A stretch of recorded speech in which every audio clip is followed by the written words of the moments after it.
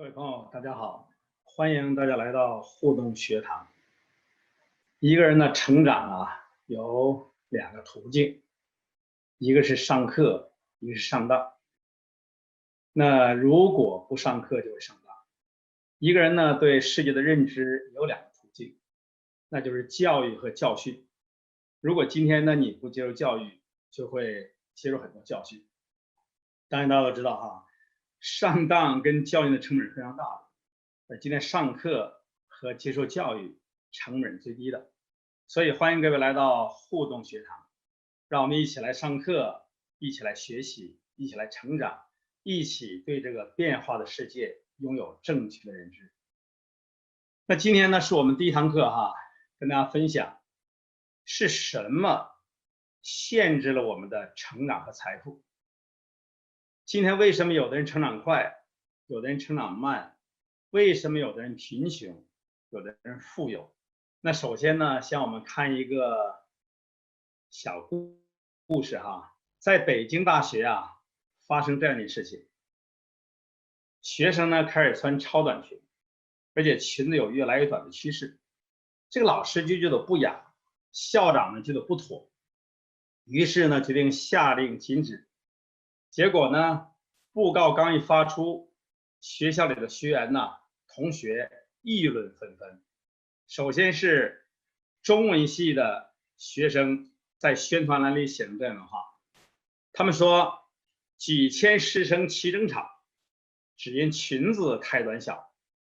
具体情况怎么样？宣传栏里有报道。那各位，我们对一个共同发生的事情——超短裙事件，每个人的看法都不一样了。那我请问，中文系他们的想法是赞成还是反对啊？对，他们是中立的看待一件事情。那接下来呢？美术系说，维纳斯证明10度的缺少会显得更加的美丽。那赞成还是反对呢？当然是赞成。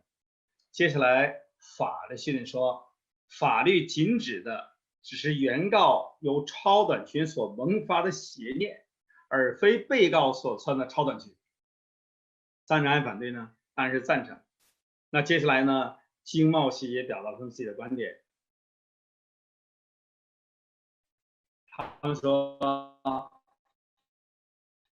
不管消防给所有男生推销有色眼镜，还是给所有黑色长袜，我们来生物系人说，人与猩猩的根本区别不是裙子的长短，而是看见长裙与短裙能否做不同的想象。对，当然是赞成。接下来体育系人说，只有穿长裤的守门员，而没有穿短裤的锋和卫，还能叫做足球队吗？最后政治系人说，从长裙到短裙，再到超短裙，这恰恰是民主机动制最有力的体现。最后呢，公共关系系的人表达自己的观点，他们说，降低谈判对手的目光，这正是我们4年寒窗苦读所追求的。结果呢，被一个超短裙解决了。好了，我们现在来讨论同样一件事情，为什么人看法不一样？到底什么原因？有的人说，对，是他们知识水平不一样，没错。有的人说是角色不一样，有的人说他们学的东西不一样，还有呢，对，有时候他们所在的系不一样。其实我们把这些所有东西总结一起，我们有个最重要的术语，叫做心智模式不一样。也就是说，今天你拥有什么样的心智模式，会决定你的世界有不同的看法。而心智模式呢，是我们成长当中一个最重要的平台。那我们首先看一下啊，什么是心智模式？我们先下一个简单定义吧。所谓的心智模式，是指你过去成长过程当中的成长经历、生活体验、生活方式、价值取向的不同，进而对目前和将来发生某些事情的定义、假设、结论的能力和倾向。这一段我讲的非常慢哈，便于大家能够思考。这里边有最重要的关键词，心智模式的形成是源于个人的经历，你的过去、现在所接受的所有的信息，包括你的生活方式、情感体验、价值判断、生活经历。那最重要的是什么呢？这6个字是我们今天在当个反复要思考、要研究、要体会，最后在将来反复修炼和使用的6个字。所以这个定义当中大家一定要记住哈，就是定义、假设和结论。所以今天我们谈到为什么今天有人成长快，有人成长慢，有的人呢是富有，有的人贫穷，到底什么原因？其实心智模式是一个最重要的平台，心智模式是一个人成长的一个基础。换句话说，它像那个大楼的大厦，如果心智模式这一层没有搭建好，它相当于我们的地基。这个人成长再快，这个人财富再多，最后他支撑不了。所以我们看到很多人呢，他们一生贫穷。我们也看到很多人呢，他们一生富有。我们看到很多人，他们由贫穷最后变得富有，也有些人从贫穷能够得到暴富的机会，但也看到很多富人突然呢就滑落到谷底。那到底什么原因？今天呢，我们给大家一个最重要的答案。当然，我相信不是唯一的，但这是非常重要的答案，那就是心智模式。同样一件事情，人们会得出不同的结论。比如说，现在来了一个变化，有的人发现了危机，有的没有发现。比如现在出现了一个新的事物，有的人看到了机会，有的没有看到机会，那结果就不一样。那如果你心智模式好的话呢，你的财富会失而复得；如果心智模式不好的话，你会得而复失。那讲到这里，有人会想，那么老师啊，我这个心智模式能不能发财？那么老师，我这个心智模式能不能将来让我获得快速的成长，以适应不断变化的世界？那这里边有一个最重要的前提条件，我们了不了解自己的心智模式？我记得很多年前呢，我有一门课，这门课就叫心智模式。人们花多少钱来上这个课呢？有的人甚至不惜花$2000上这不到2个小时的课程。这个课程一个最重要的目的是什么呢？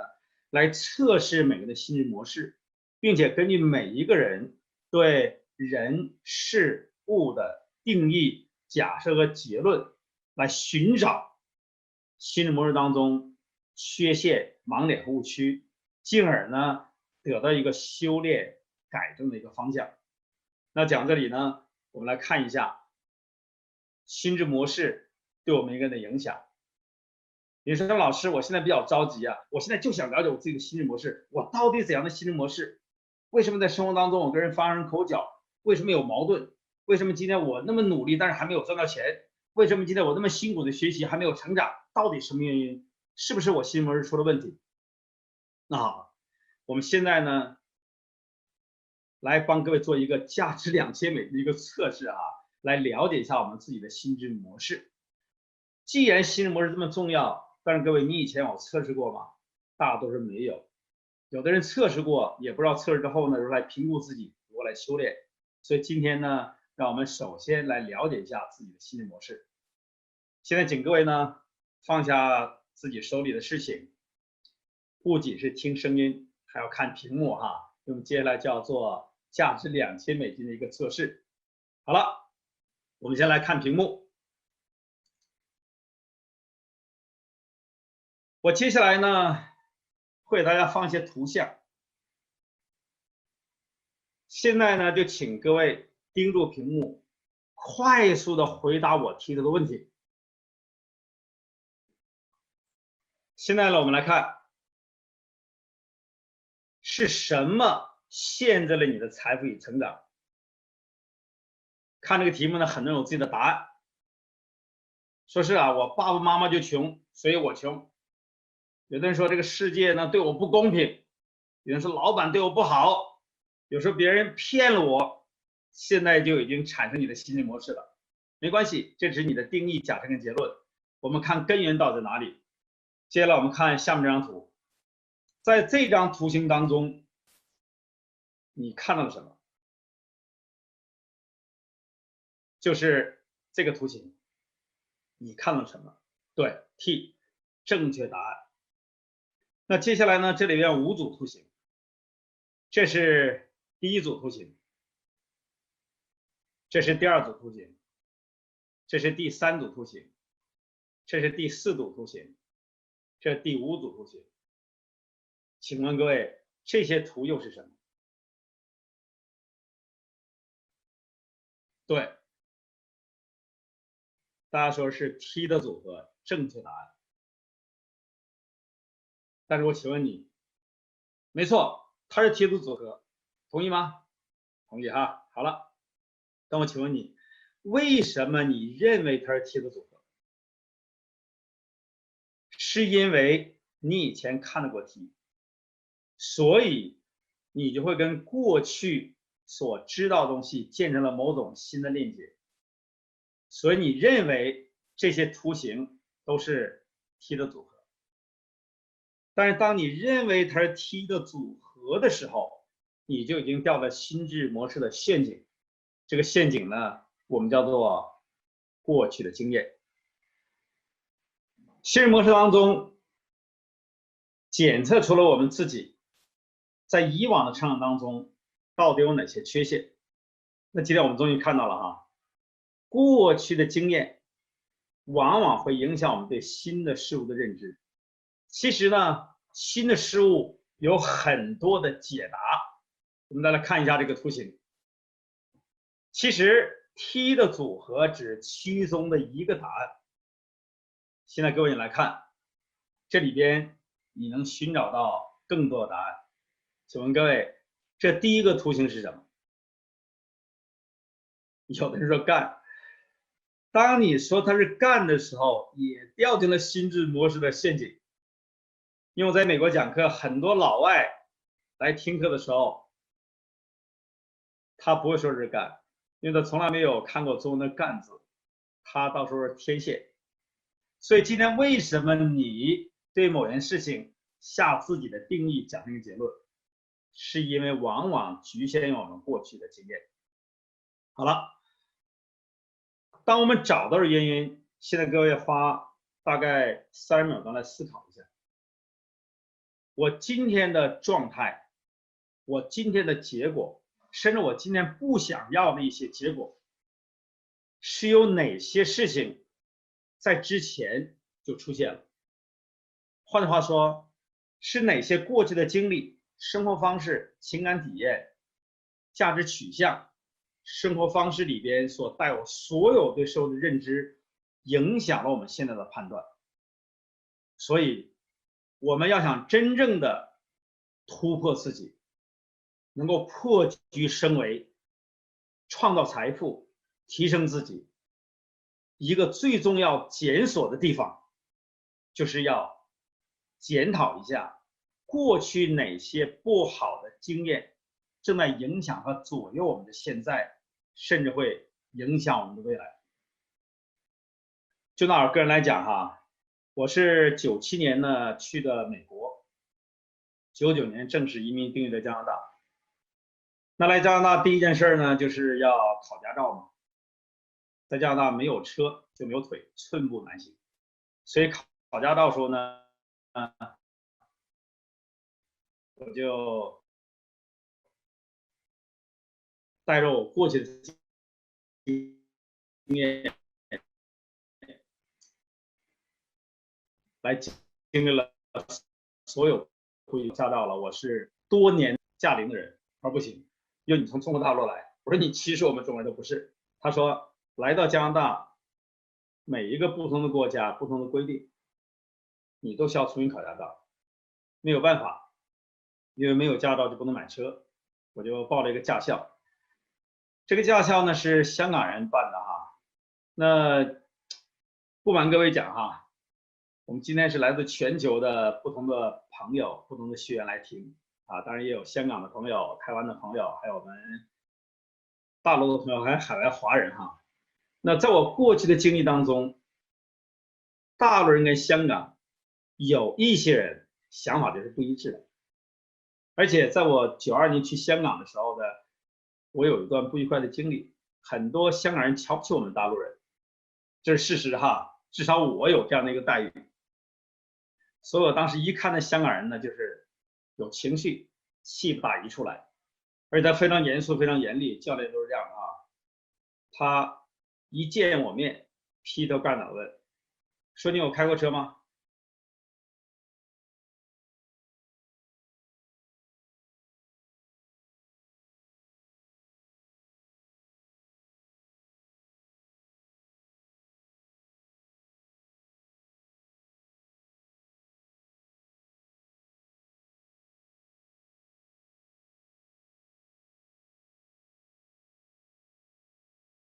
我说我不能开过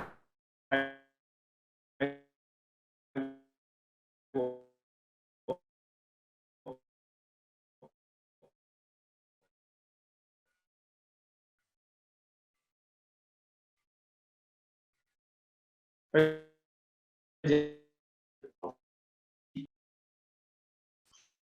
很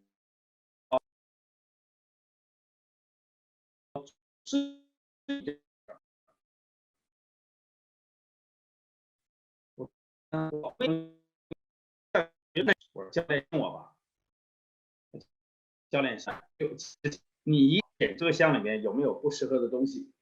加拿大法律规定，在车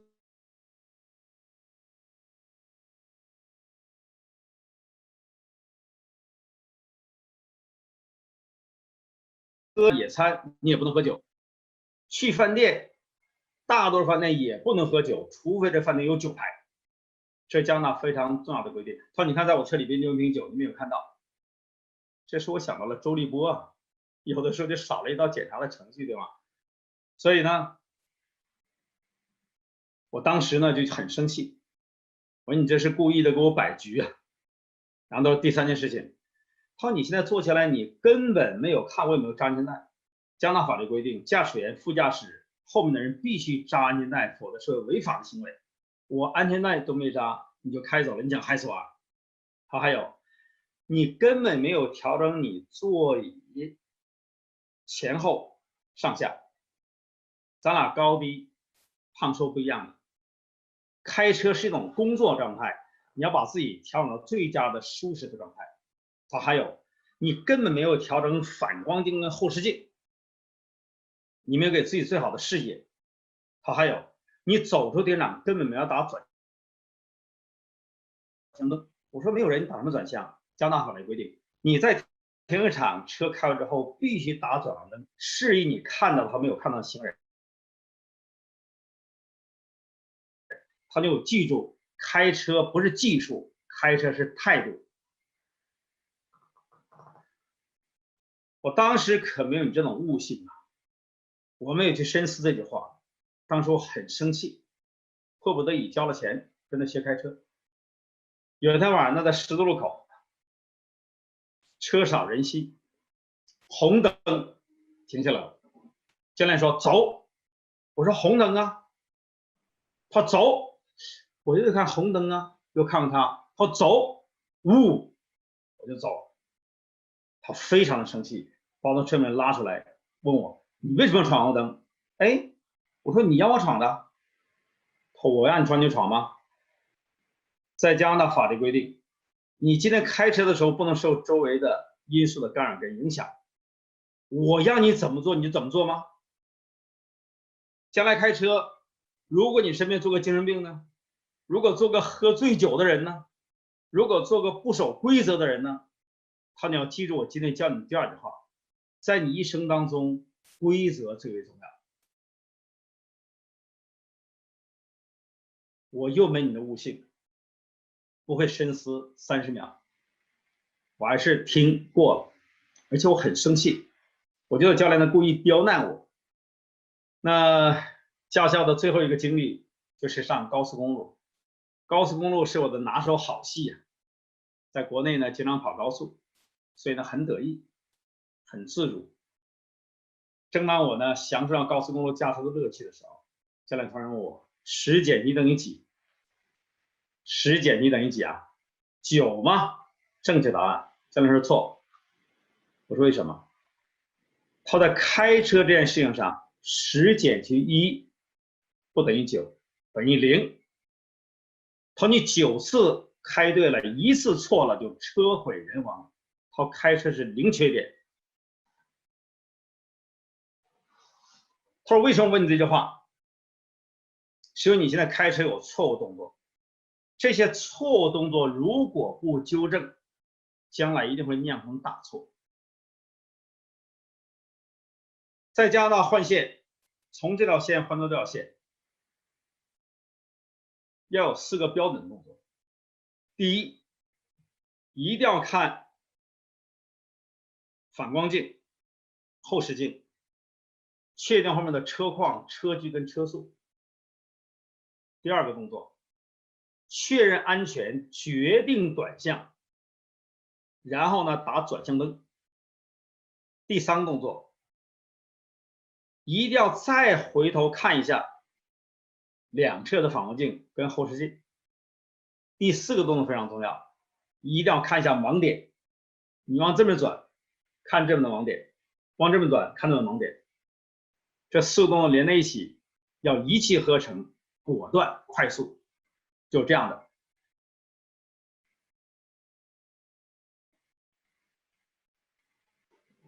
像精神病一样。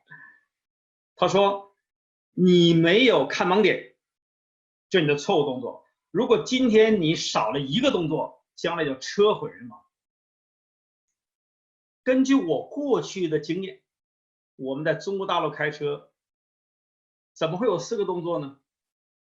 而且转向从来不打转向灯，尤其在北京，如果你一打转向灯，后面的知道你要转过来，他顶得死死的，就不让你进来。我们在北京开车，要想换个道，很简单，只有一个动作，直接就过了，叫偷袭换线法。所以我非常的生气，但还是按照教练的要求把驾照考下来了。拿到驾照之后呢，我第一台车就凯美瑞，在北美。虽然我拿到了驾照，但我从来没有改变对开车的态度。换句话说，依然用我过去的经验开车。第一台车呢撞了2次，我觉得凯美啊车不好。朋友说性能比较好的是宝马，我就换了辆宝马。有一次呢，我开车从温哥华到西雅图，准把车呢停到西雅图的机场，然后飞到纽约去讲课，2天再回来。凌晨3点钟出发，为了赶早班飞机，在路上超速行驶，有一段路况复杂，突然打滑，这个车呢失控，然后撞到侧面的护栏上，整个前面的所有的气囊全都出来了。幸好呢当时没有受重伤。为了修这车，我花了买车钱的1/3，没有用保险，怕增加了保险费。于是我又得这个结论，宝马车不好。我换了台奔驰 S430，够稳重吧？有一次去美国大使馆办事儿，在地下停车场玩弯道技术，咣，撞在正在停的车上。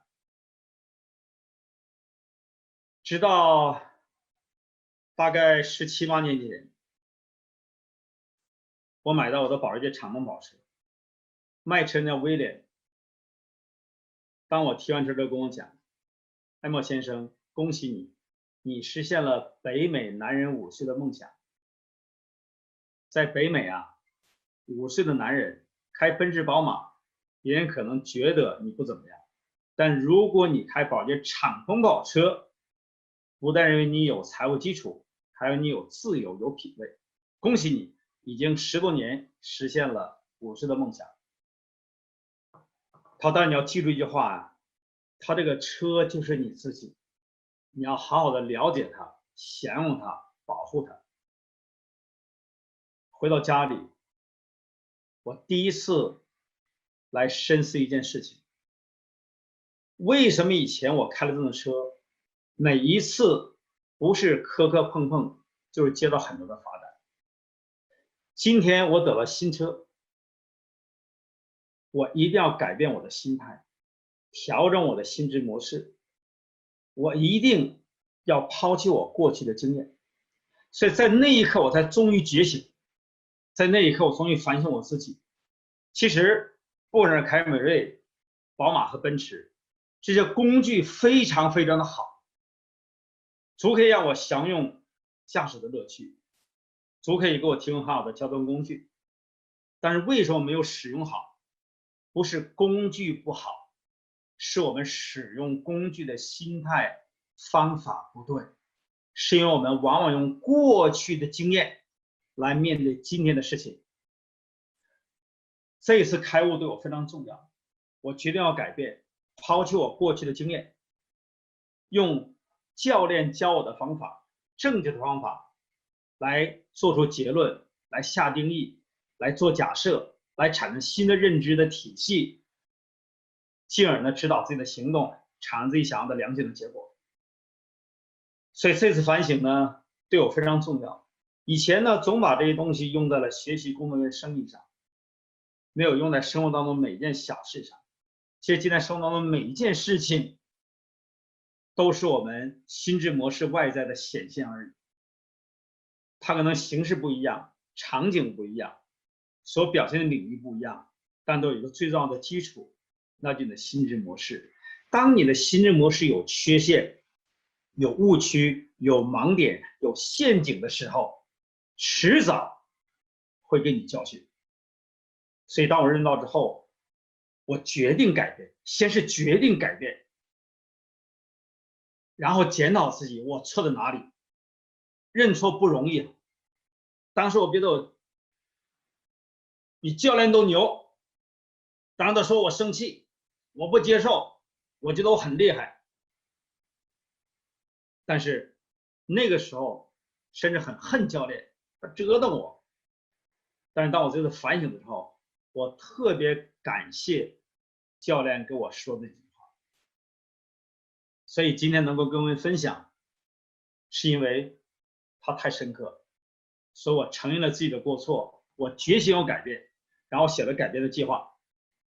从今天开始，我要抛弃我过去的经验，我用正确的认知来对待开车这件事情，要改善跟调整我的心智模式。然后呢，从今天开始，我有个目标，这个车不能磕磕碰碰，这个车不能接到罚单。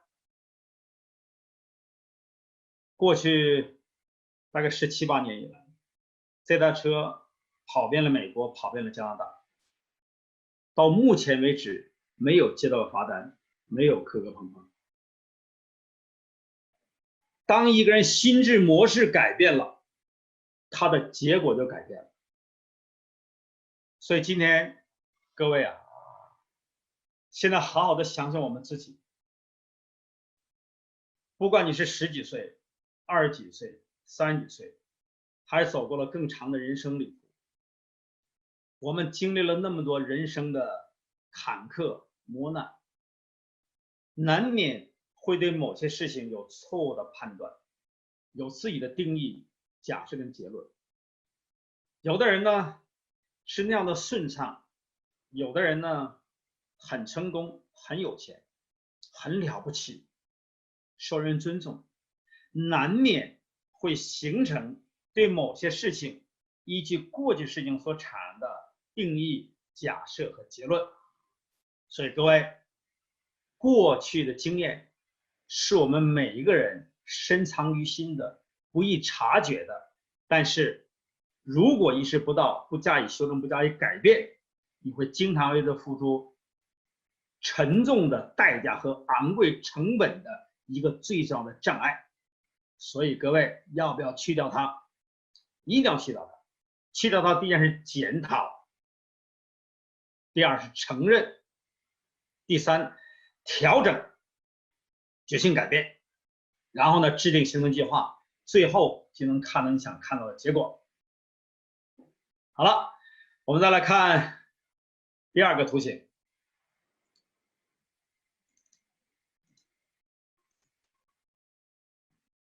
看屏幕啊，现在不用看我了啊，看屏幕。在这个图形当中，你看到了几个实心的白圈？这个是实心的白圈，这个不是，这个不是，这个是，这个不是。好了，在这个图形当中看到几个实心的白圈？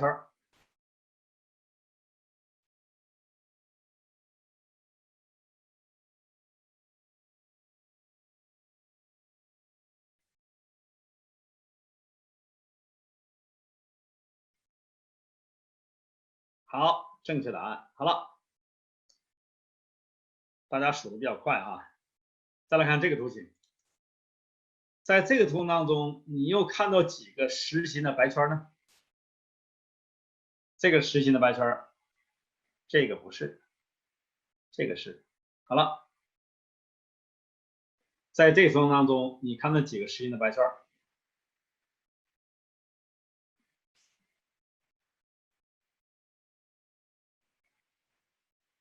这个是实心的白圈啊，这个是。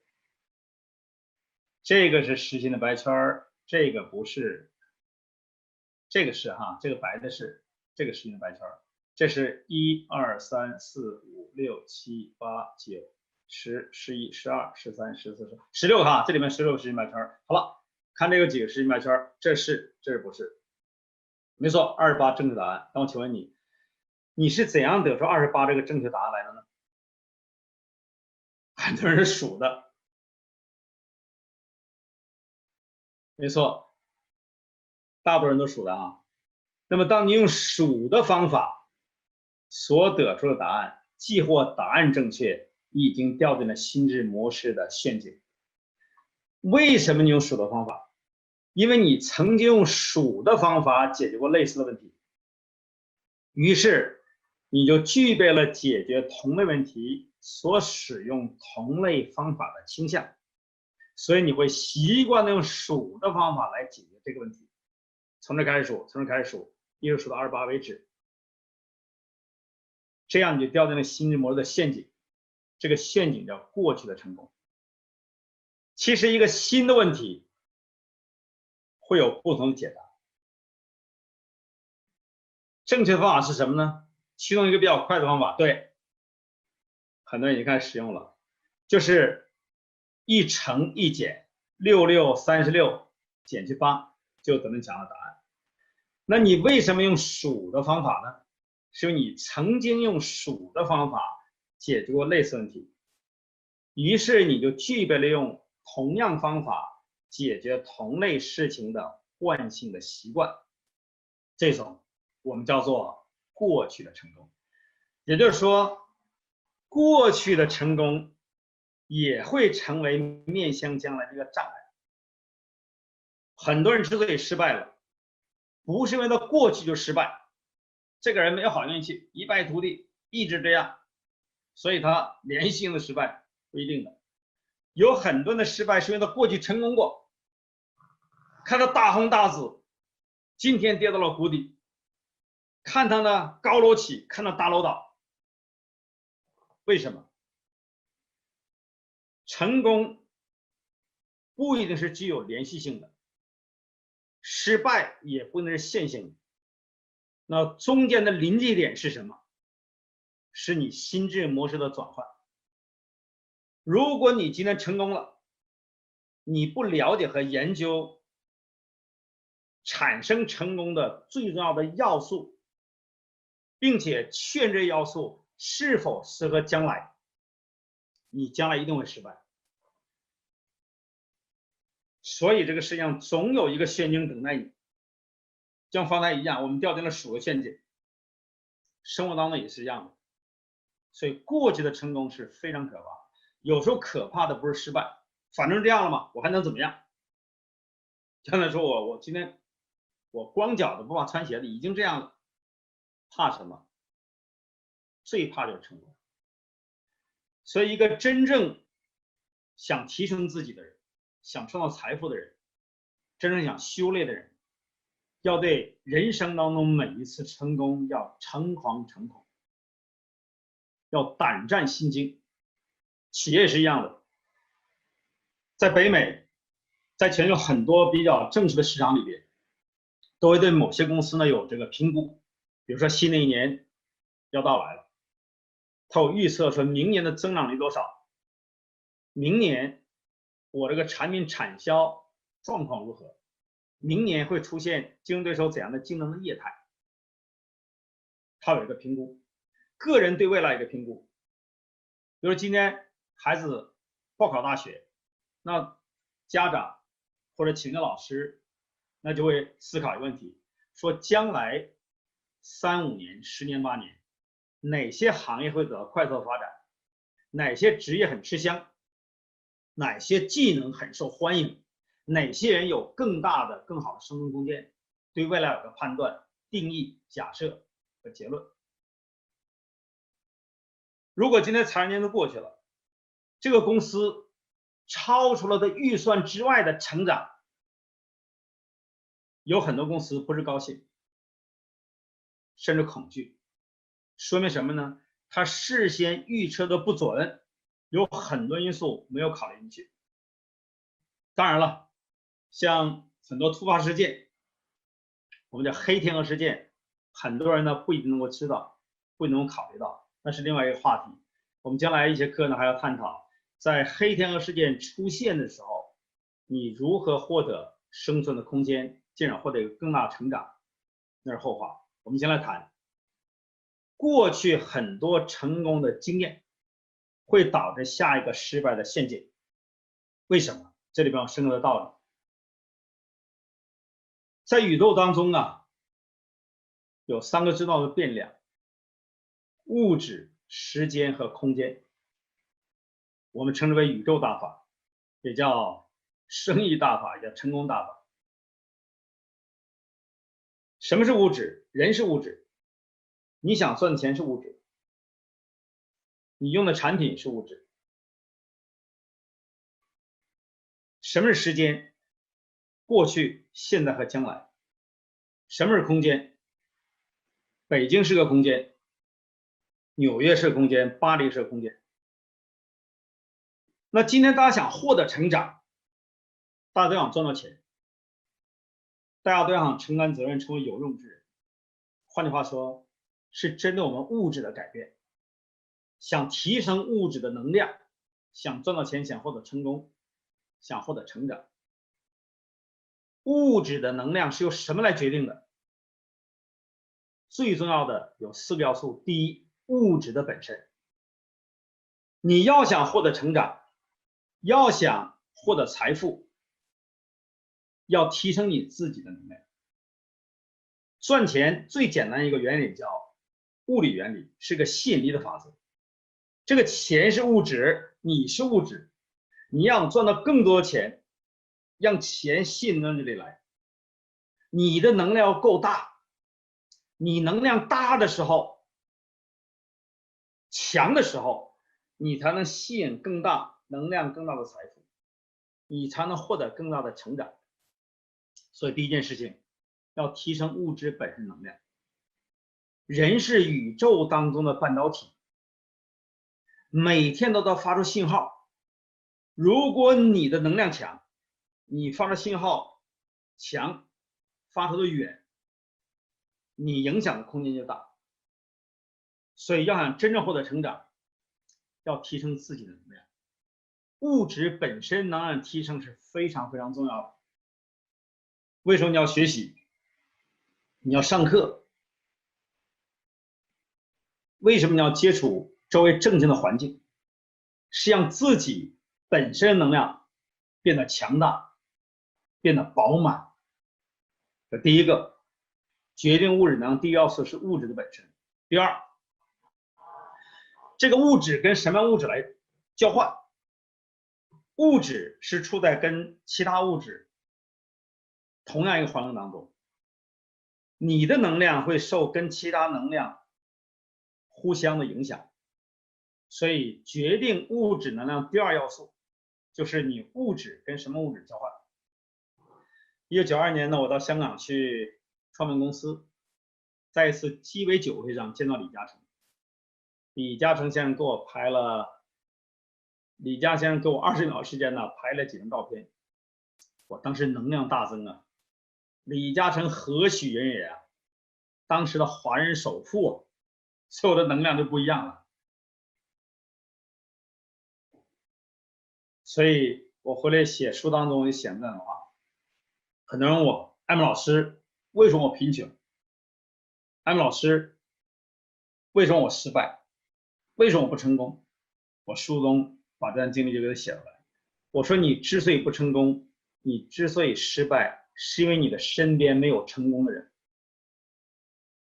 如果你天天跟李嘉诚在一起，李嘉诚点拨你一下，你就会成为千万富翁。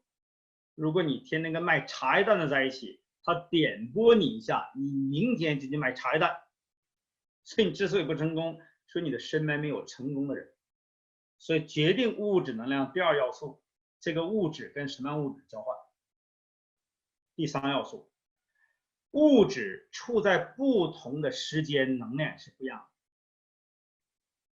比如你过去你失败了，并不意味着你将来没有成功的机会。如何转败为胜，如何转运。你过去成功了，也并不用你将来一定不会失败，因为物质在不同的时间，能量也不一样的，所以企业要连续经营，人生呢要终身的修炼跟调整，要连续性的成功。很多公司寿命都比较短了，有一个统计啊，说是中国大陆的企业，它的平均寿命只有3.8年。我们今天在座很多创业者，有很多做传统生意老板，平均寿命3.8年，你如何更长寿？美国的企业也不是很多啊，美国企业是5.7年左右，日本、欧洲比较长，尤其日本是12.7年，就是将近13年。人也是一样啊，你的成功是有周期的，你在不同时间如果不调整、改善你的心智模式，你的周期非常的短，昙花一现而已，辉煌一时而已。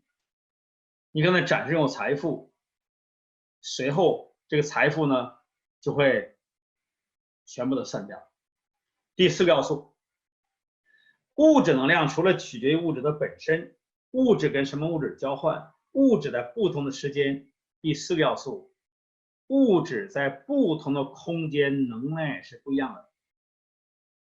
所以有时候你变换空间，有的能量强了，有能量弱。我最早来美国加拿大的时候，碰到很多这个新移民和老移民在有座谈分享，他们老师啊，我现在人生最大的一个决定就是我来到了北美，你看我的生活不一样了，有改善。单医生分享，艾玛老师啊，我总觉得好像来错了，我在大陆很成功啊，很了不起啊，结果到这儿呢没有用武之地，到处打零工，非常的辛苦。为什么？空间的转换，能量不一样。好了，第2要素非常重要啊，我们不能根据我们过去的成功，在物质变换了，交换变换了，时间变换了，空间变化了，来固守某种能量的状态。能量是一个流动的状态，而向上、向好、向前的流动是什么决定的？就是你的心智模式。所以方才我们测出来心智模式的第2个陷阱是什么呢？那就是我们过去的成功往往成我们将来的障碍。所以机会你过去成功了，很了不起，很伟大，很有钱，但是要诚惶诚恐，谨小慎微，检讨自己哪些要素适合将来继续使用，哪些不适合将来心智模式加以改善。好了，我们接下来看下一个图形。现在大家盯住屏幕，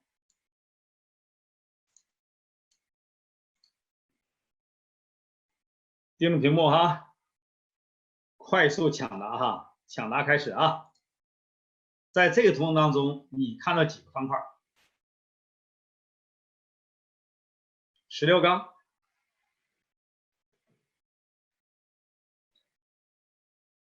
17个、18、19、20。现在出现更多数字哈。好了，多少个并不重要，重要的是为什么我放这张图的时候，你本能的说它是16个，是因为你早已经被这些条条框框所限住。后来发现，哎，这还是方块，17个。后来发现，哎，这又是个方块，这是方块，这方块，这方块更多。如果你把内缘，你看啊，16个没错，再加整个一大的17个，这还有，这还有，这还有，这还有，这还有，这还有。如果把内缘跟外缘加在一起，里边整整有60个方块。但就我们大多数人呢，数不到这么多。为什么？我们早已经掉进了心智模式的第3个陷阱，限制我们财富，影响我们成长。最重要的陷阱就是空间的障碍。当然，现在这个时候，大家感到空间特别重要哈，我们需要更大的游走的空间，更大的活动空间哈。空间是影响人们最重要的要素。刚才讲了，物质能量第4个就是空间的障碍。尤其我们大陆朋友这样的体会哈，我们属于农耕民族，千百年来哈，喜欢画地为牢。很多老外呢是游牧民族，他们喜欢开疆辟土。所以我们本人的思路就是不一样，想法就不一样。所以我从中国大陆移民北美的时候，首先是这种思维的这种冲击，但好在后来我学了新人模式，我发现是人们对新人模式看法不一样，新人模式的形成不一样，新人模式的营养因素不一样，受某些空间的影响。我并不是说你在小镇生活的人，一个小小的空间，你将来去了大城市不能适应，但你必须从这个空间转换过来，在另外一个空间获得生存的一个机会或者要素而已。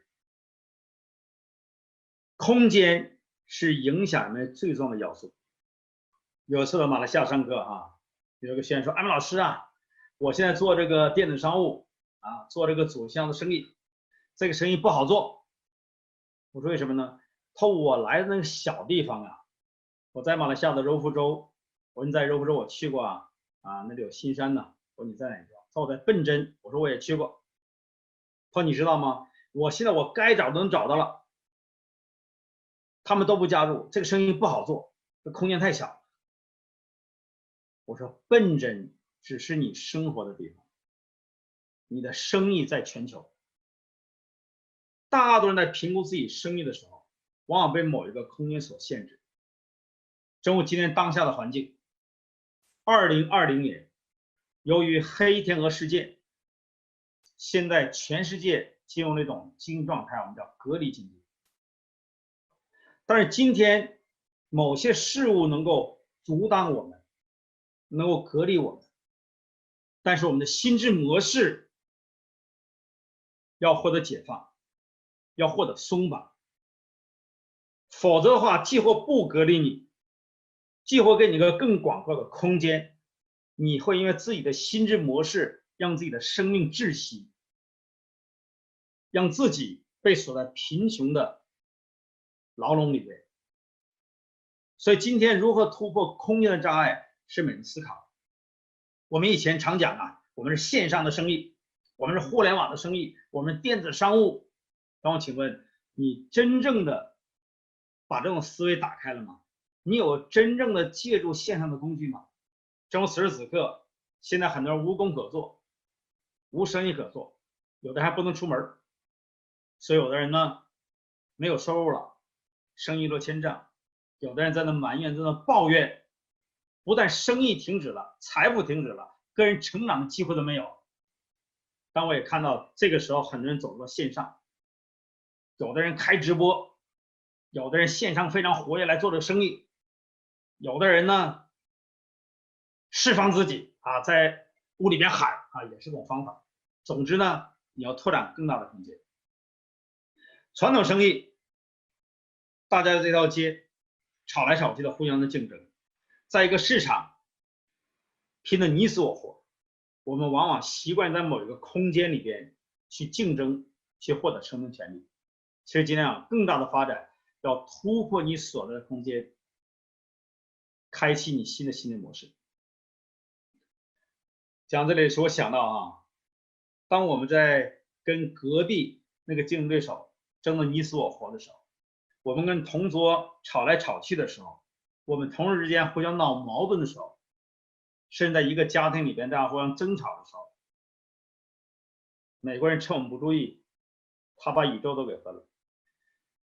在美国有一个叫丹尼斯霍普，他呢研究联合国有一个外层空间技术协议，他发现里边有个漏洞。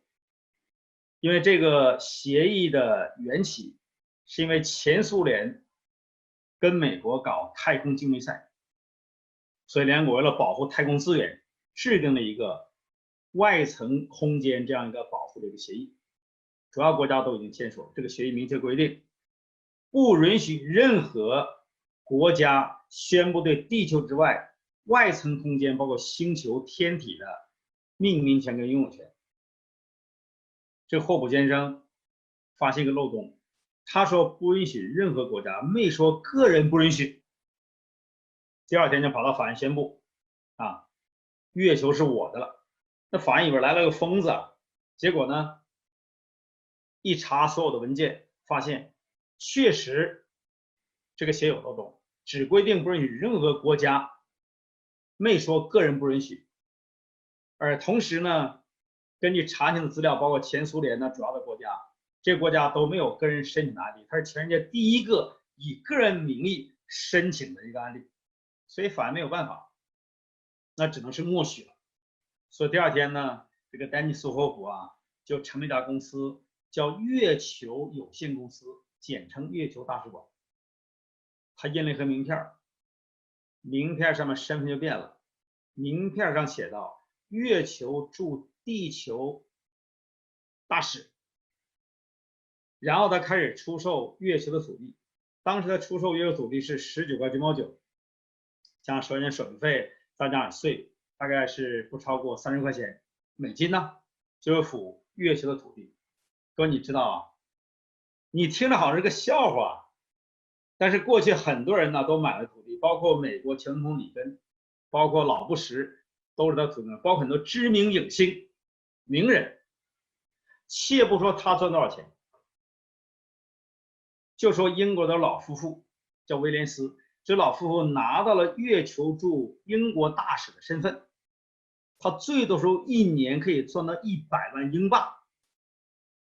在中国也有一个来自河北的人士，他叫李杰，他听了消息之后很兴奋呢，他说中国没有我要拿个代理他几经周折从霍普那里拿到了月球驻中国大使的身份，然后经过精心的筹备，在北京租了1层楼，上面挂牌月球大使馆，开始以298人民币出售1幅月球的土地。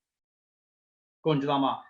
刚刚开始3天呢，就赚到了，那个时代就净赚了这个1万块人民币，但开业不到5天就被工商局、公安局联合抓起来了。在中国大陆有时候不允许这样想象空间的因为他是投机倒把、倒空卖空。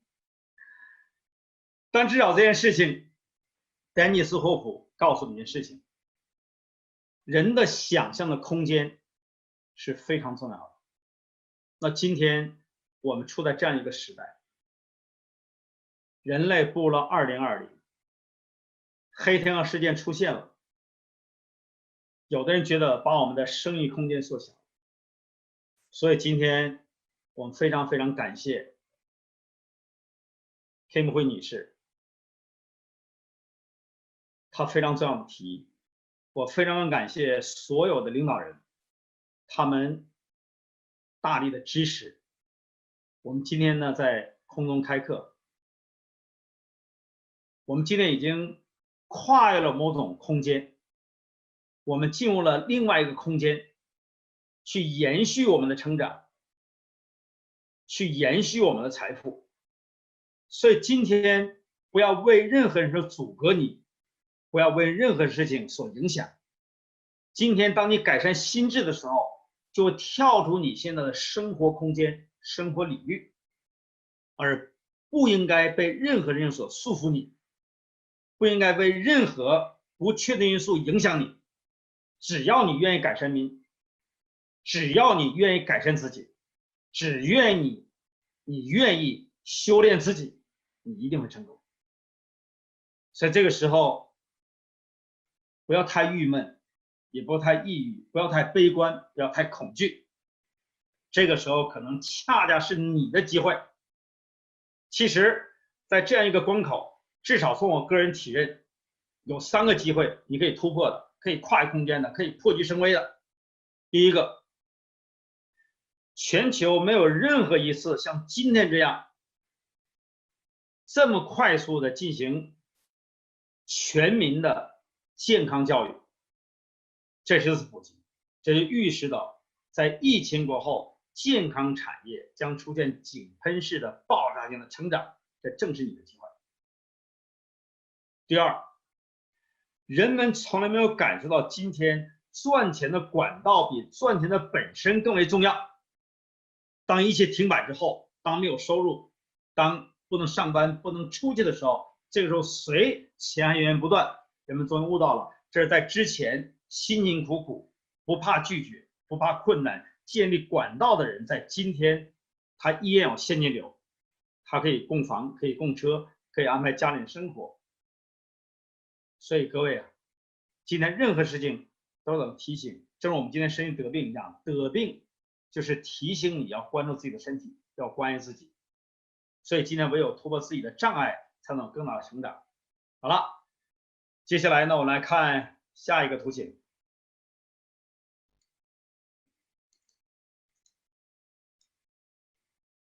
在这个图形当中，你又看到了什么？2个人吗？4个人？8个人？没错，里面是有8个人头。但其实这张图最明显的就是让我们看到中间这个宝塔，但你偏偏去数这些人头。其实这个宝塔才是整个图形当中最核心的这么一个图形。好了，我们来看这张图。这张图你又看到了什么呢？老婆婆，没错。少女，有个少女。你说艾蒙老师，老婆婆在哪里啊？少女在哪里？我们来看一下哈。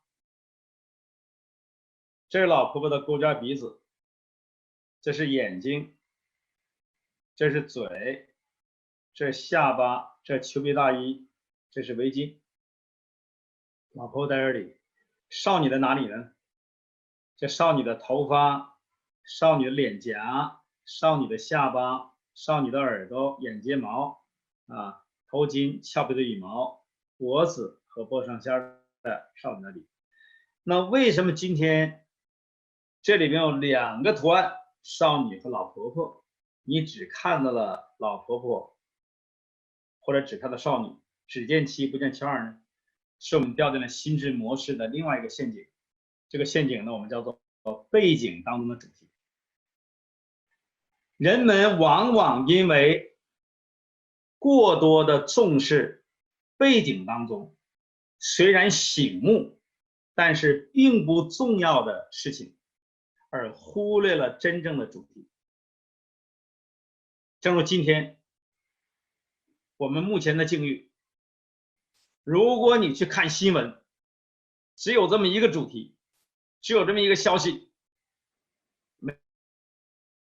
每天新增人数，每天死亡人数，每天哪个国家整个情况，疫情、病毒所能关注。但是这个背景不排除这是现实发生，但是今天它已经发生了，你怎么做？你从背景当中看没看到一个真正主题？做我们每一个创业者，做我们做电子商务，或者是跟线上相关的所有生意形态的创业者，你看到什么？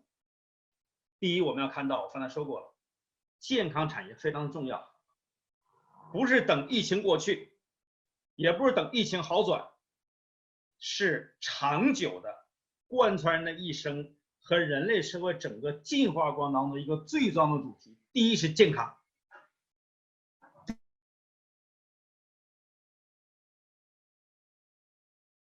第二是什么？非常重要。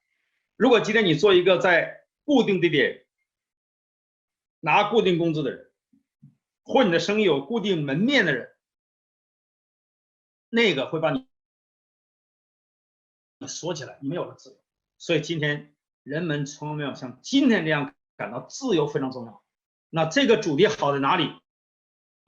对于我们将来自由职业者，所有跟自由职业者相关的都会升值，都会有一个大的发展。恭喜你，我们今天在线的很多朋友就是自由职业者，你是个自由者，你是个独立经营者，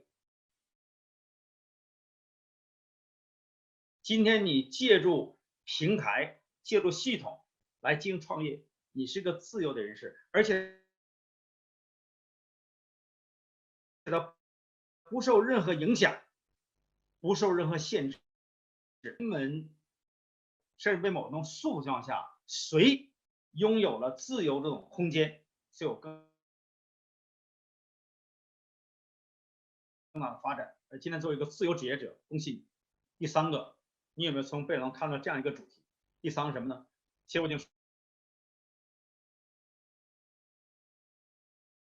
说过，你得有错误的定义、假设跟结论，你就拥有不好的结果。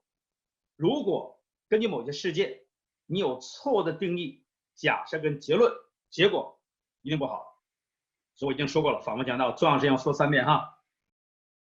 在人们失去赚钱本身的情况下，人们终意识到赚钱的管道比赚钱的本身更重要。这是您看的主题。云超老师有影响啊，我现在收入减少了，但哥你知道吗？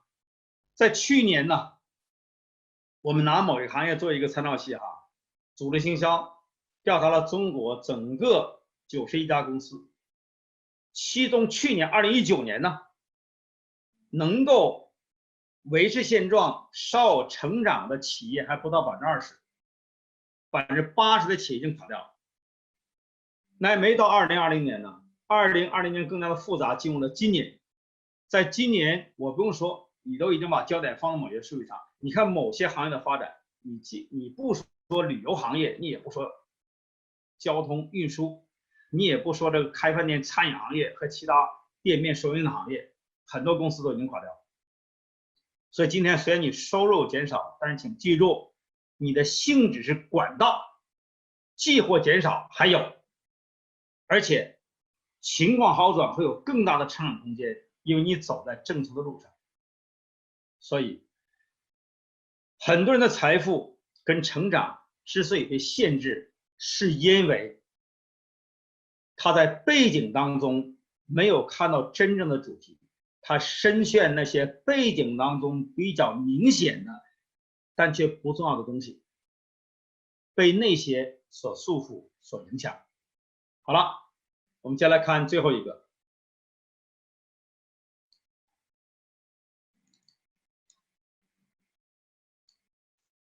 在这个图形当中，你又看到什么？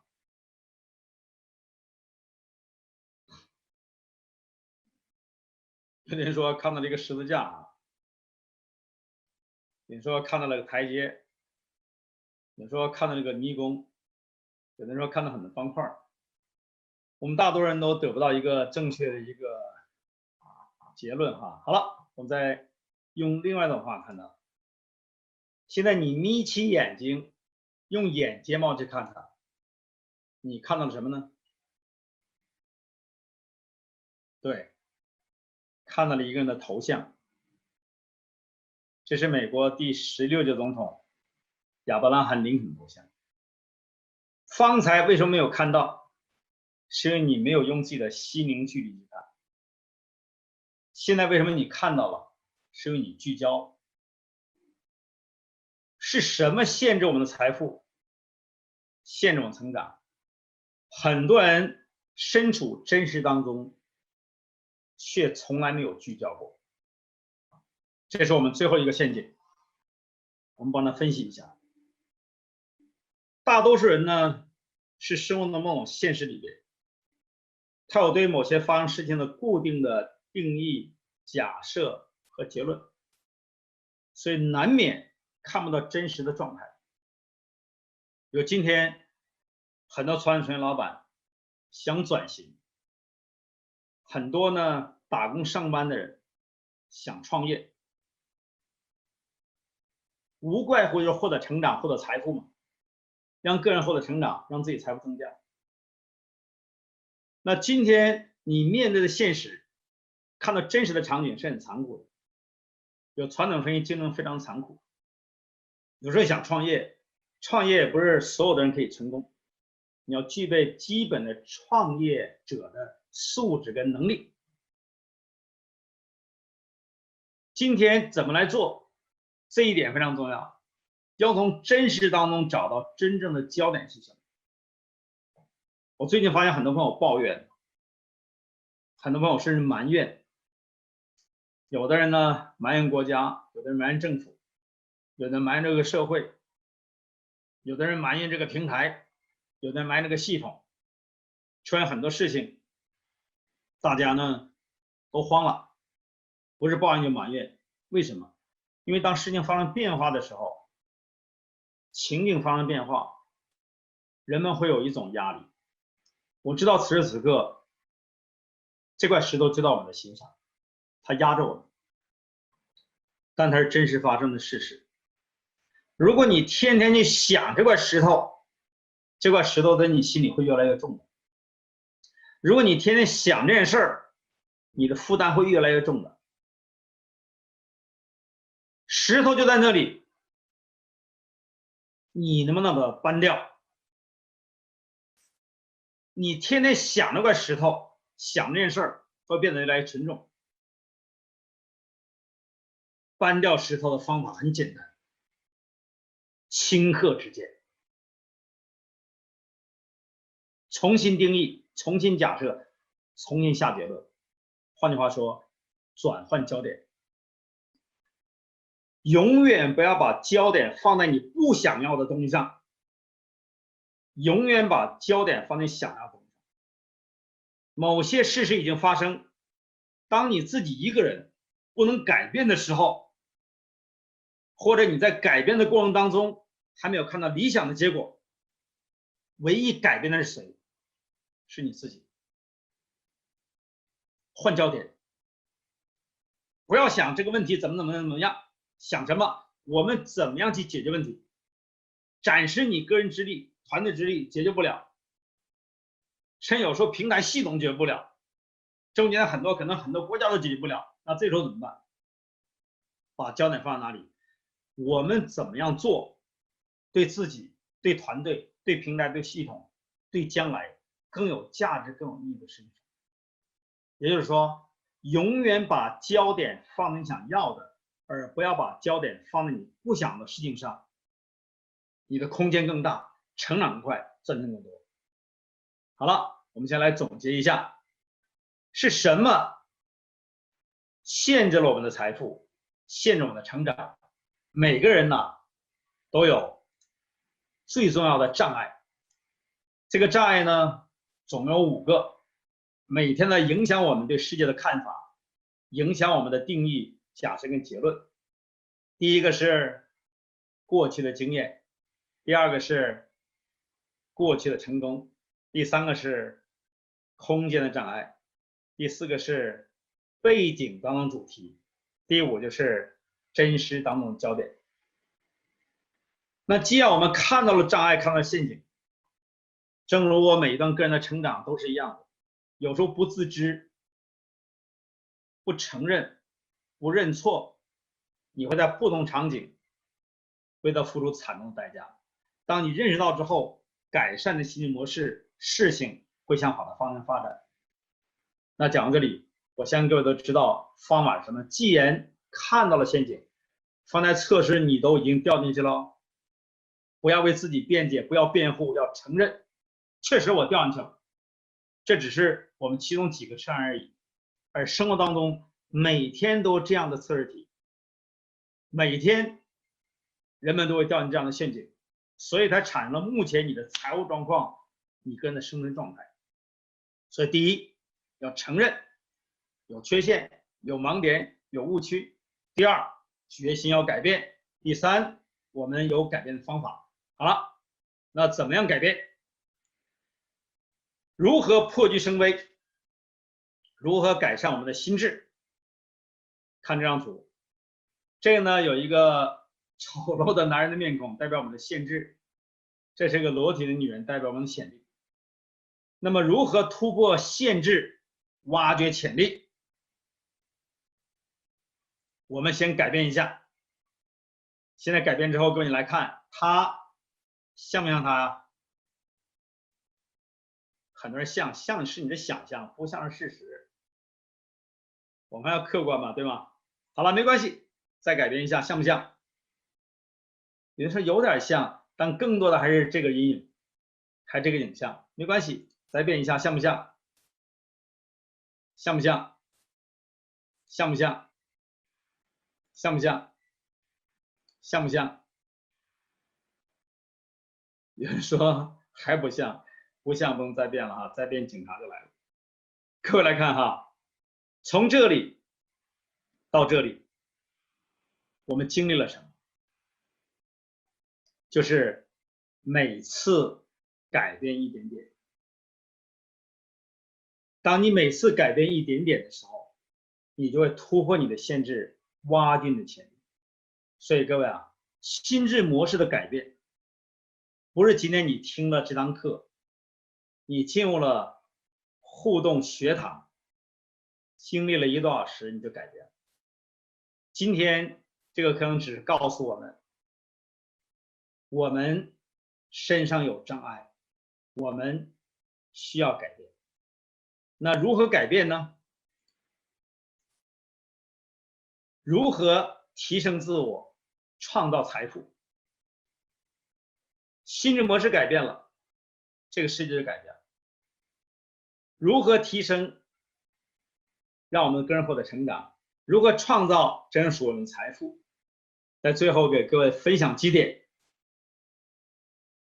这样大家在将来做事情的时候有规律可循。第一个呢，就是要每天学习。有人说这不老掉牙的东西吗？但很重要啊。线上线下每天60分钟，你至少保证30分钟吧。像今天很好，1个多小时。我知道有人着急了，想睡觉了哈。但是接下来是最重要的，这是开药方。方才出现症状了，已经诊断了，有病。我不是说你啊哈，对，每个人可能都有病。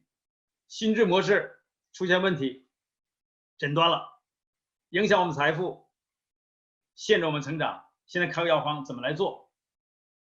大道理不说了，给大家具体方法跟技巧。每天学习，你能不能做到？你不一定像沃伦·巴菲特一样，他一天能看600页书；你也不一定像比尔·盖茨一样，他一年读50本书，一年才52周啊，他几乎将近每周都读1本书。你也不一定像 Facebook 的创始人扎卡伯格一样，他是每2周一定要读1本书。你不一定像他们学习速度那么快，你也不一定耗费那么多时间，但你至少有一点提醒你，每天学习。记住，真正的学习是离开学校之后。谁有终身学习的计划，谁能每天学习由量变到质变，谁的成长的快，财富越多。所以线上线下每天6分钟。说现在线下困难，上不了课没关系，那就线上嘛。学什么一定是系统提供的这些学习的工具，有线上的视频、音频、文本，地面的活动跟课程。第一个，各位能做到吗？你说能，我不太相信哦。每天呢，非常的重要哈，我希望能够坚持，我看着你的成长，看财富的增加。第二，每天运动，这个比较难的哈。每天运动，大多数人呢是想起来就动一动，哎呀，看了个电视，看某些资料，买个跑步机，然后跑30天，第2月上面就挂衣服了。有的人呢买个健康器材就不动了哈。记住啊，每天运动，记住每天很重要，每天30分钟做无氧运动，目的是什么？减脂增肌，把脂肪减到，把脂肪减下去，然后呢增加你的肌肉量。在每天呢30分钟做有氧运动来强化你的心肺功能。各位你能够做到吗？如果能做到，恭喜你，那你的生命就在改变了。第三个，乐于解释成功人士。刚才我说了，物质跟物质的交换会影响物质的本身，所以我们要建立人脑联网的高速公路。跟成功的人、积极向上的人在一起，因为他们也会跟那些人在一起，所以跟他们建立人脑这样的高速公路，积极的、向上的、乐观的、有正能量的，乐于结识成功人士。要向上发展，不要向下发展。第4个，追求自己的梦想和生命目标。我们从小到大，很多人活在父母的目标里，有的人活在老板的目标里，有的人活在别人的目标跟梦想里。这么多年，我们都干了一件傻事儿，我们天天帮助别人实现梦想，帮助别人达成目标，从没有人思考我来到世界上，什么是我真正的梦想，什么是我的目标，而且我用一生的时间来追求真正属于我的梦想，属于我的目标。第5个，坚持早起，这个太不容易做到了。有的人就是把它当成一个成功的一个标志，睡觉睡到自然醒，数钱数到手抽筋。于是听他们老师讲这句话，第2天就睡到自然醒。我呢是指成功之后，你成功之前跟成功之后做的事不一样。我呢指退休之后，你退休之后干的事儿跟退休之前干的事不一样。有的人在退休之前就干退休之后做的事儿，你永远不会退休。有的人在成功之前不去做成功人做的事情，又做成功人士之后做的事情，消费、玩乐、不自律，你永远不会成功。我们现在还没成功吧？或者不太满意吧？或没有达到理想状态吧？那怎么办呢？还比别人早起一点。但今天他们老师起的比较早哈，我现在在加拿大温哥华啊，凌晨5点钟就起来了，为了这个直播。但各位你知道吗？背后付出努力是常人无所想象的，没法想象。不是我啊，我只这几天，哎呀，就这几天 Kim 慧女士我们沟通多少，非常非常感恩感谢，还有这么多领导人在背后的付出，非常感谢。好了，每天早起，你能做到吗？第6，有多种收入来源。这是对百万富翁调查，很多的百万富翁呢，他们都有自己的多种收入来源。有一个权威的机构调查了，大概是177位白手起家百万富翁，他们都说，在成为百万富翁之前，他们都有多种的收入来源，比如说像房屋出租、像股票、像副业的收入。正如今天我们很多人做这个平台生意，是自己的副业、兼职，并不专职，但也开创你另外一种多种收入的来源。所以各位请记住哈，成为百万富翁，真正有钱人、真正成功者有多种收入来源非常重要。大多百万富翁都是 SBI 的整合 ，S 是用专业赚钱 ，B 产生一个源不断现金流的生意体 ，I 借助这个钱进入投资象限，产生更大的回报。下一个，第7，所有成功者，他们都有心灵导师的引导，他们绝不会同一次失败付2次成本。而今天大多数人，因为只是靠自己有局限嘛，我们并不专业嘛，而有的导师教练他很专业嘛，他知道我们，他知道我们在某一阶段怎么度过，或者他研究的案例，他教的学生，他经历的事情很多。有的人在我们身上已经走过全程了，他走过全程，知道哪段路怎么走，什么时候你会碰到障碍，会有沟坎，会有陷阱，然后提醒你，这样你会少走弯路。虽说成功没有捷径，不走弯路本身就是捷径。第8，积极的人生态度。我觉得这个题目就够讲1堂课了。为什么？大多人都消极的，大多都安于现状的，随遇而安的。大多人都是迫不得已的。如何在你不能自拔的时候，被环境限制的时候，想改变又改变不了的时候，依然具备积极的人生态度，对你非常重要。这是一场斗争啊，就是每一个人的心里，在你身体里边内心深处，都有两个最重要的东西，一个是你生命的巨人，一个是魔鬼。一个是你积极的思考面，一个是消极的。遇到不同的场景、不同的事情，他们每天的斗争，在打架，谁战胜谁的问题。积极的这样消极的，你就是积极的人；如果消极的战胜了积极的，你就消极的人。时间关系啊，不多讲，这是一门课。第9，不盲目从众。今天很多人之所以没有成功，是因为随大流，差不多就行了。大家不都这样吗？我现在没有办法，环境就是这样，我怎么去改变呢？现在出现这种状况，我怎么去改变呢？我没有办法。他不能掌控自己的人生曲线。人生曲线有9种，生涯模式有5种。你如何掌控自己，真正属于你的人生，那对你非常重要。这又是一堂课。第10，要懂得为人处事与待人接物，这也是人生成功的典范。戴尔·卡内基给我做了一个调查，他说一个人当走上社会，离开校门走上社会，他在社会的成功不完全取决于在大学里边学的东西，取决于什么？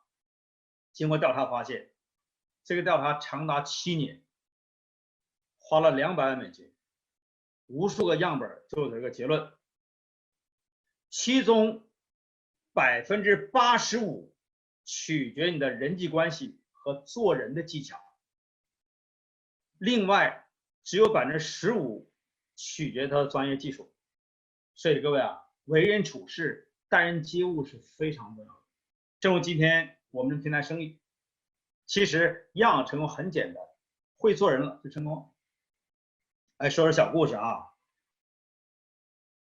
这个猴子死了，然后呢，见到了老天爷。猴子抱怨呢，说是我将来呀有来世的话，不能让我做猴子了，我这辈子就被别人耍了，当成别人的娱乐工具。我不要做猴子，他们要做什么呢？他说我要做人，这人很体面呐，很尊严呐，很好啊，我要做人。人老天爷那就派了一些人拔他身上的毛，拔毛时候猴子就吱哇乱叫，不干了。然后老天爷跟他说：“你一毛不拔，怎么能做人呢？”所以为人处事、待人接物非常重要。有时要舍得，有时要付出，有的时候呢要懂得人情世故，这对你的成功、个人成长、财富的提升非常重要。第11，帮助同类人成功。各位请记住啊，古语就说啊，助人者人恒助之。你首先要利他的心理和心态，每天想到我怎么帮到别人呢？我怎么给别人提升能量呢？我怎么做才能帮到我周围的人，帮到同类的人，甚至帮到同行，甚至帮到竞争对手？当你每天傻傻的以帮助别人作为你自己使命的时候，你帮助别人成功，你自己一定会成功。第12，每天花30分钟的时间来思考，这个很重要啊。大多数人呢，行动，立即行动，没想就错了，或者呢想错了，你的定义、假设、结论都错了，你做的结果一定是错的。进入思考状态，你不一定是禅定的，你也不一定打坐，但你就要拿出时间我去思考，选择一个适合你的时间。对我个人来讲，我每天早晨起来的时候，一定要思考半小时。那时候比较清醒，每天晚上的时候一定要思考半小时。一日三省吾身呢，夜深人静，一天过去了，想一想，我今天想了什么有积极的、有价值的事情，我今天说了哪些积极有价值的话，我今天做了哪些好的有价值有益的事情。那想什么呢？思考什么呢？你的想法、说法跟做法，这对我们个人成长帮助非常大。最后一个，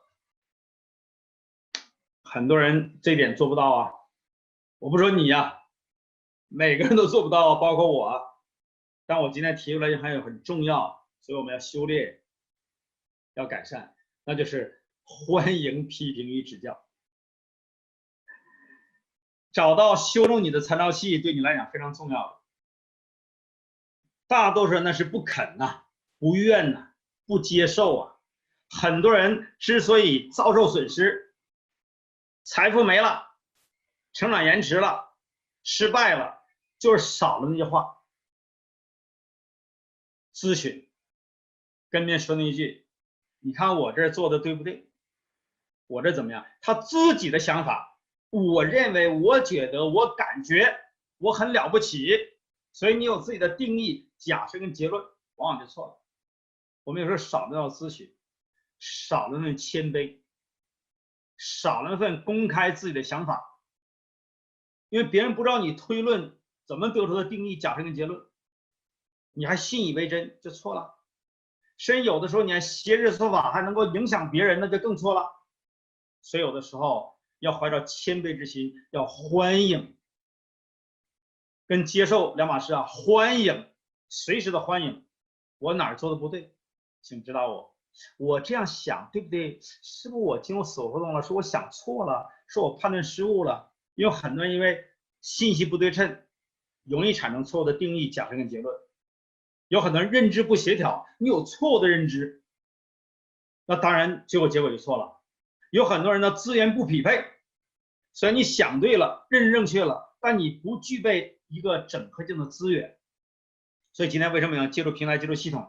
要有更大的资源，让你正确的认知、正确的想法能产生理想的结果。所以今天为什么很多人成长速度慢？为什么很多人陷入贫穷，从来没有富有？是什么限制你？当然很多要素，但我个人认为最重要的就是你的心智模式。如果从今天开始承认我们自己的不足，看到自己的盲点跟误区，如果从今天开始来改善我们的心智模式的话，我相信你个人成长跟财富每一天都会得到变化，是有一个向好的发展。我记得疫情刚刚开始的时候，我非常感谢 Kim 辉女士给我打了电话，非常亲切的，甚至急切的问我，艾曼老师你在哪里？当时我在中国大陆，Kim 辉女士一天在中国大陆，那份关怀让我从电话线里面能够感到，我当时就是眼含热泪，因为有人在关怀你，在关心你。潘老师，你千万注意要保重身体啊！我们大家需要你啊！你要保重身体，不能充分时间保重身体。随后不放心，接着又打了电话，让我很感动。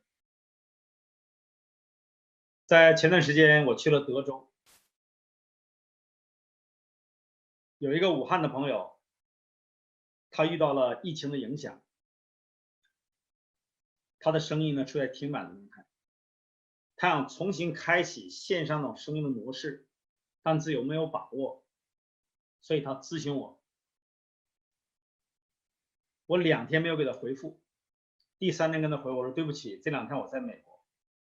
然后武汉的朋友非常诚恳的跟我讲，说艾默老师啊，美国疫情多严重啊，你千万注意保护自己，注意身体啊，你可不能出现任何事情，我们需要你。我当时也是眼含热泪。一个武汉的朋友有这样一个深深的关怀，其实他那疫区我们都知道，可能比全世界任何一个城市人关的都严重。但这种严重的疫情之下，他依然不忘记去关怀。所以，在我们的心智模式里边，最重要的是什么？最重要是放几个能够成长的基因。这个基因就是爱、感恩、奉献。当我们心中有爱的时候，眼中有活的时候，口中有德的时候，你每天要改善你心智模式的时候，没有任何事情能够限制你。心中有大爱，事业无障碍。你的心性有多大，你的事业就有多大。当你不断的改善心智模式，你至少可以去掉限制你成长、限制你财富的障碍，至少不让你受困于自己所处的现状跟成长的空间。这个世界没有什么限制你，只有你自己。最大的挑战就是你自己。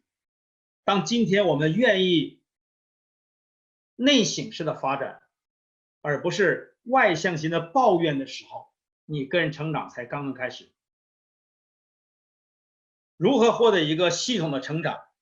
如何让每一个人能够得到你真正想要的东西，实现属于你的梦想，达成你生活目标？互动学堂会在如何的课程当中，就你创业、人生各个领域的重大事件问题做深度的研讨。再次提醒各位，一个人成长有2个途径：上课、上当。不上课就会上当。一个人认知也有2个途径：教育和教训。不接受教育，一定会有更多教训等待你。谢谢各位今天能够来到互动学堂。如何破局升威？让我们下一次再见。